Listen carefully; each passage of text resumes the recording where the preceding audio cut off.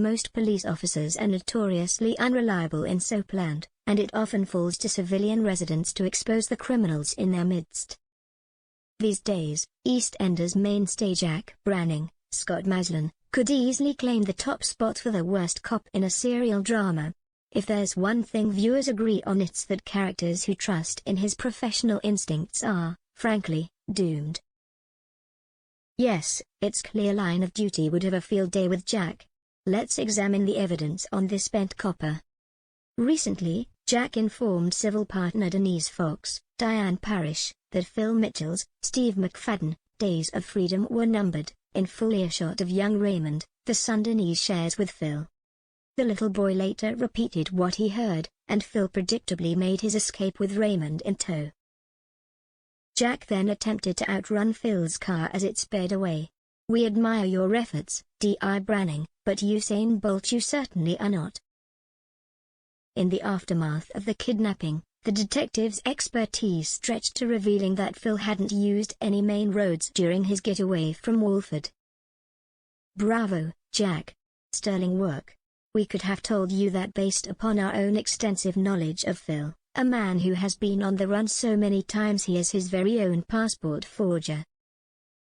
Why Jack insists on discussing police business out in the open is a mystery, but it's certainly not his first time broadcasting sensitive information.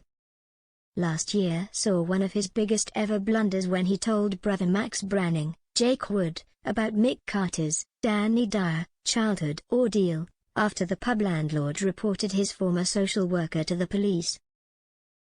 Jack's unforgivable error came as Max mourned the end of his affair with Mick's wife Linda, Kelly Bright.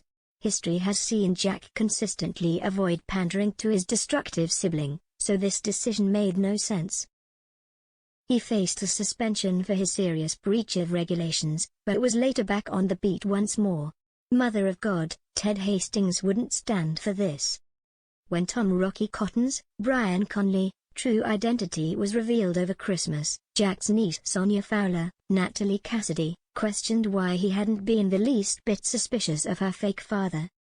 Jack was the only local who had actually met the real Terry Cant, and Kathy Beale, Gillian Tailforth, summed up what we were all thinking when she pointed out that being a copper meant you were supposed to be good at remembering faces. Jack declared that Rocky said everything to make me believe him. I didn't think to question it. Never mind, Jack, it's not like it's literally your job to ask questions. Oh, wait. At this point, his failings aren't much of a surprise, though his upgrade to inspector since rejoining the force is baffling. Some fans have pondered why Whitney Dean, Shona McGarty, hasn't chosen to confide in Jack over her findings on Killer Gray Atkins, Toby Alexander Smith. But his track record suggests he would be no help at all. His presence during the gun siege orchestrated by Hunter Owen, Charlie Winter, back in 2019 wasn't much of a comfort to his neighbors, as his efforts to calm the situation were brief and lacking. Jack also isn't against covering up a crime. Remember when he turned a blind eye over beloved partner Ronnie Mitchell's, Samantha Womack, part in the accidental murder of poor Arthur Fatboy Chubb, Ricky Norwood? How about his false alibi for Mel Owen, Damsey Outhwaite? For a character who loves taking the moral high ground with the Mitchells, while conveniently ignoring the fact that two of his children are part of the clan, Jack can be just as shady as they are. We wouldn't necessarily blame him, if it weren't for his attachment to the old Bill.